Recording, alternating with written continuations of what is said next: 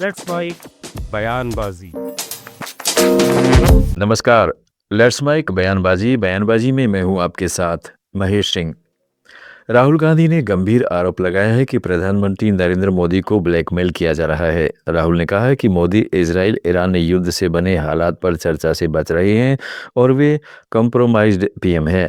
और जो waste Asia में हो रहा है उससे कितने रुपए का नुकसान होगा? मतलब सेंट्रल चीज है, मतलब एक प्रकार से पैराडाइम शिफ्ट करने की लड़ाई चल रही है। उससे हमारी इकोनॉमी को जबरदस्त नुकसान होने वाला है। स्टॉक मार्केट का आपने देख लिया, यूएस डील साइन कर दी है मोदी जी ने, तो बहुत जबरदस्त चोट लगने वाली है देश को। तो उस पर डिस्कशन करने से क्या प्रॉब्लम है? यही हम मांग रहे हैं और उसके बाद हम दूसरी इशू पे डिस्कशन करेंगे। बट आपको क्या लगता है? राहुल गांधी ने पश्चिमी एशिया में चल रहे युद्ध को भारत की अर्थव्यवस्था के लिए गंभीर खतरा बताया है। उन्होंने आरोप लगाया कि समझौतों वाले प्रधानमंत्री में इस मुद्दे पर चर्चा करने का साहस नहीं है, जबकि शेयर बाजार गिर रहा है, एलपीजी की कीमतें बढ़ रही हैं और कच्चे तेल के दाम ऐतिहासिक ऊंचाई पर पहुंच रहे हैं। 2.5 लाख रुपए पर मिनट का जो है नुकसान हो रहा है, ये जगदम्बिका पाल साहब ने चेयर से बोला। क्या और जो वेस्ट एशिया में हो रहा है उससे कितने रुपए का नुकसान होगा? मतलब एक प्रकार से पैराडाइम शिफ्ट करने की लड़ाई चल रही है। उससे हमारी इकोनॉमी को जबरदस्त नुकसान होने वाला है। स्टॉक मार्केट का आपने देख लिया, यूएस डील साइन कर दी है मोदी जी ने, तो बहुत जबरदस्त चोट लगने वाली है देश को।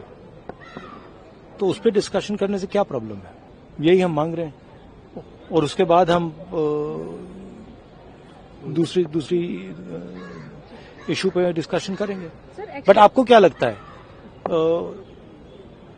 वेस्ट एशिया का जो मामला है, क्या वो जरूरी नहीं है क्या? फ्यूल प्राइस, इकोनॉमिक डेविस्टेशन, ये जरूरी नहीं है क्या? तो ये जनता की इशू है, इसको हम जरूरी मानते हैं, इस पे हम डिस्कशन चाहते हैं। उसके बाद स्पीकर पे जो मोशन है, ठीक है, उसको डिस्कस करेंगे, कोई प्रॉब्लम नहीं है। बट वो डिस्कशन करना नहीं चाहते हैं क्योंकि उसमें दूसरी बातें निकलेंगी, उसमें प्राइम मिनिस्टर की पोजीशन निकलेगी, प्राइम मिनिस्टर का जो पूरा कॉम्प्रोमाइज हुआ है, जो उन पर ब्लैकमेल किया जा रहा है, वो सवाल उठेगा। तो उसको डिस्कस नहीं करना चाहते। आपने देखा प्राइम मिनिस्टर भाग गए, पार्लियामेंट हाउस से भाग गए, अंदर नहीं आ पाएंगे। अब बता रहा हूं, आप देख लेना, अंदर नहीं आ पाएंगे। संसद में इस मुद्दे पर हुए हंगामे को प्रिजाइडिंग ऑफिसर जगदम्बिका पाल ने राजनीतिक एजेंडा करार दिया है।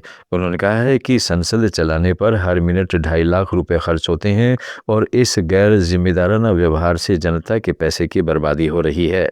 आप 20 दिन से स्पीकर साहब आ नहीं रहे हैं। 20 दिन से आपने, 1 महीने से पहले आपने प्रस्ताव दिया, उन्होंने हाई मॉरल ग्राउंड पर कहा कि मैं नहीं आऊंगा जब तक इसका निस्तारित न हो जाए। तो आप क्या चाहते हैं कि आप डिस्कशन भी नहीं करेंगे और ऑनरेबल स्पीकर फिर इस हाउस में आए भी ना? ये आप राजनीतिक एजेंडा बनाना चाहते हैं? वो पार्लियामेंट के इसके कस्टोडियन हैं। नहीं, आप पूरा देश देख रहा है मिस्टर विजय राठौर, पूरा देश आपको आज कर रहा है। पूरे देश के लोग देख रहे हैं कि either you are opposition, are you नहीं, अगर ये इररिस्पॉन्सिबल बिहेवियर है, इमेच्योर बिहेवियर है कि आप विपक्ष में हो करके और आपने ऑनरेबल स्पीकर के खिलाफ नो कॉन्फिडेंस मूव किया, वो नो कॉन्फिडेंस आज अप्रूव हुआ है, उसका जवाब आ चुका है। Already foreign minister has given a statement. नहीं, और मैं only I will allow to mister Javed. हाँ डॉक्टर जावेद, मैं आपको अलाउ करूंगा। क्या आप मूव कर रहे हैं? आप बताइए, क्या क्या क्या आप मूव कर रहे हैं? तो आप सदन शैलजा मैम, मैं जावेद को अलाउ कर रहा हूँ, इनको वापस करिए। मैं आपकी पार्टी के मूवर को अलाउ कर रहा हूँ कि वो इसको करें। आप सदन नहीं चलने देना चाहते हैं, मैं सदन को चलाना चाहता हूँ, और आप सदन नहीं, पूरा देश देख रहा है कि आप सदन को नहीं चलाना चाहते। ईरान ने चेतावनी दी है कि अगर पड़ोसी देश राष्ट्रपति ट्रंप पर लगाम नहीं लगा पाएंगे तो कच्चे तेल की कीमतें रिकॉर्ड $200 प्रति बैरल तक पहुंच जाएंगी। ईरानी सेना के प्रवक्ता इब्राहिम जोल्फागिरी ने कहा है कि ऊर्जा ढांचे पर हमलों से वैश्विक तेल बाजार पर भारी संकट मंडरा रहा है। अगर ये खेल जारी रहा तो दुनिया को महंगा तेल खरीदना पड़ेगा। از دولت‌های کشورهای اسلامی انتظار می‌رود هرچه سریعتر آمریکای جنایتکار و رژیم وحشی صهیونیستی را از چنین اقدامات بزدلانه ضد بشری برحذر دارند تا شعله‌های آتش و جنگ بیش از این گسترش نیابد. در غیر این صورت اقدامات مشابهی در منطقه صورت خواهد گرفت و اگر تحمل نفت بیش از بشکه‌ای $200 را دارید این بازی را ادامه دهید.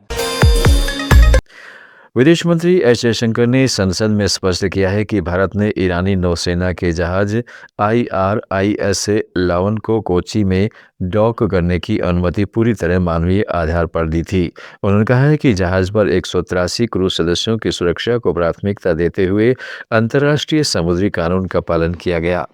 इस फैसले की सराहना करते हुए ईरान के विदेश मंत्री ने भारत का आभार व्यक्त किया। जयशंकर ने कहा है कि भारत हमेशा मानवता और जिम्मेदारी दोनों निभाता है। In the coming days. So, the House will also be interested in the issue of an Iranian vessel that is currently docked in Kochi. The Iranian side had requested permission on 28 February for 3 ships in the region to dock at our ports. This was accorded on 1 March. IRIS Lavan actually docked on 4th March in Kochi.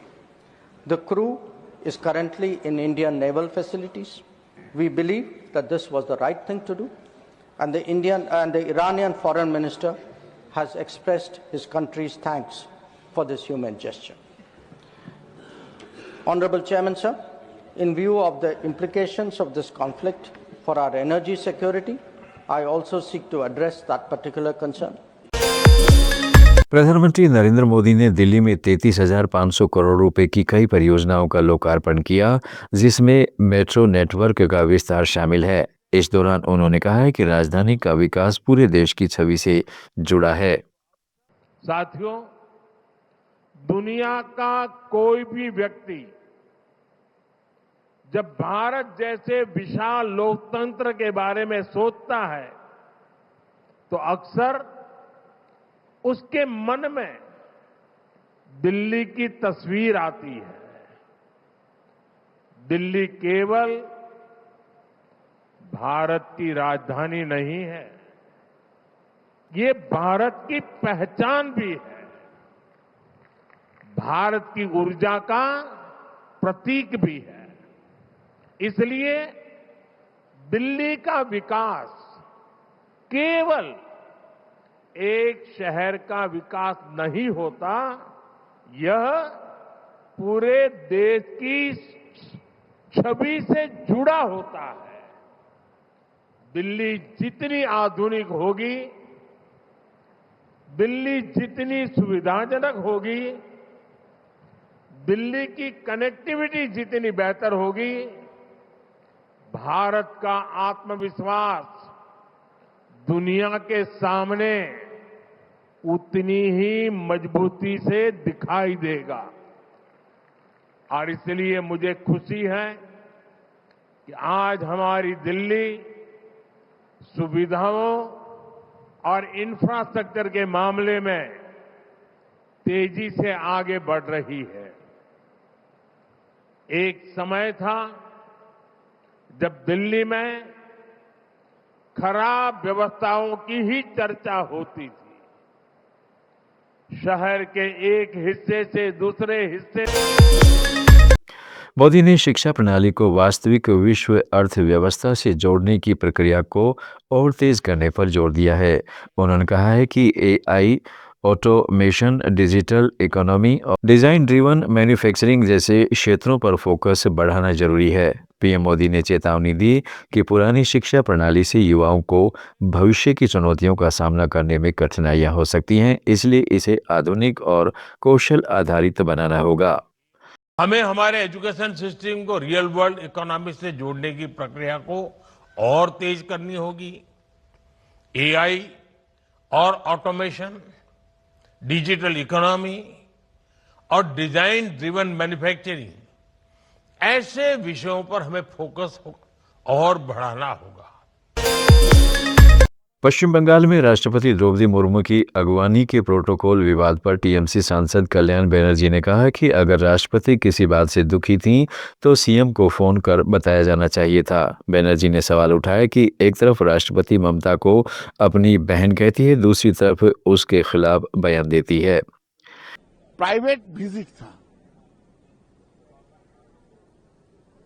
जिधर हुआ है उधर उसके लिए पहले ही बोल दिया था सरकार से, तो आप लोग इधर इंफ्रास्ट्रक्चर नहीं है, छोड़ दीजिए। वो भी हम लोग का गलती है तो ठीक है, छोड़ दीजिए। पहले बोलिए intelligence branch, central intelligence branch क्या क्यों नहीं रिपोर्ट दिया है? किसको फेलियर है? प्रेसिडेंट ऑफ इंडिया जाएंगे उसका पहले तो सेंट्रल इंटेलिजेंस ब्रांच रिपोर्ट देगा, उनका तो आर्मी है, आर्मी इंटेलिजेंस ब्रांच रिपोर्ट देंगे। किसका ये गलती है? हम लोग का गलती है। राष्ट्रपति जी बोल रहे हैं शेड्यूल ट्राइब के बारे में, बहुत खूब,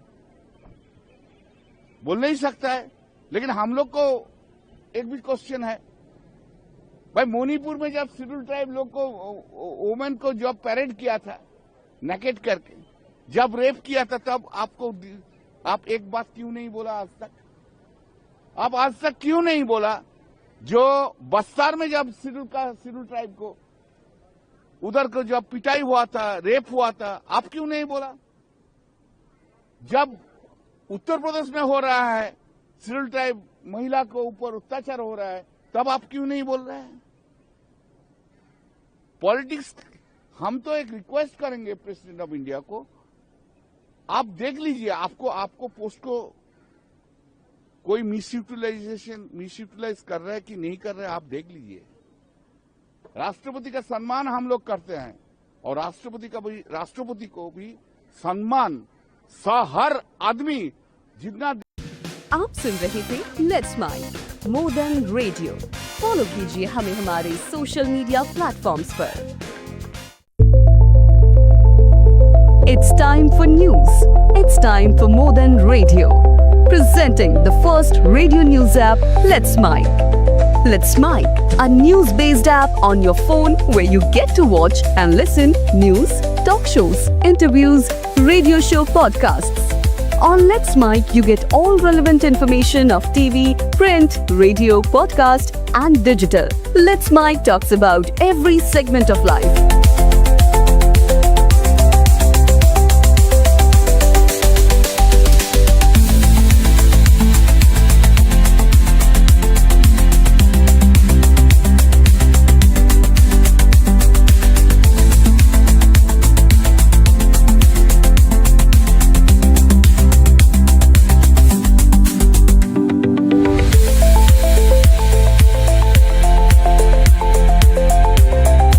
Download the app now from Play Store. Available both on Android and iOS mobile phones.